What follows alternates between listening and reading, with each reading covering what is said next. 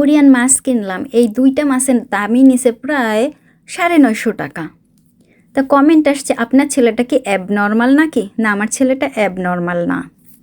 তারপরের কমেন্ট, টেনে টেনে কথা বলেন কেন? বিরক্ত লাগে শুনতে, স্বাভাবিকভাবে কথা বলতে কি হয়? ভাই, আমি যেভাবে কথা বলি সেইভাবে ভ্লগ করি। এখন আমি তো আপনার স্টাইলে কথা বলবো না, তাহলে সেটা তো আপনার স্টাইল হয়ে গেল। আমি তো আমার স্টাইলে ভ্লগ ভিডিও করি।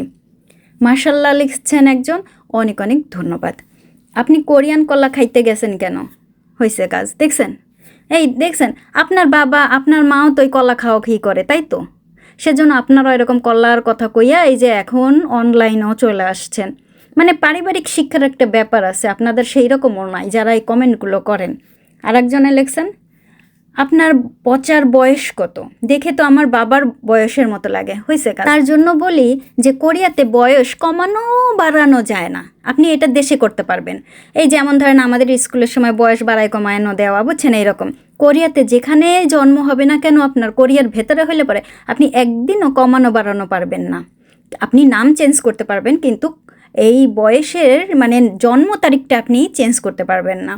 তারপরে কথা হচ্ছে কি, আপনার বাবার বয়সের মতো লাগে, লাগতেই পারে, কারণ সবার চেহারা তো আর সবার মতো সুন্দর হয় না, তাই না?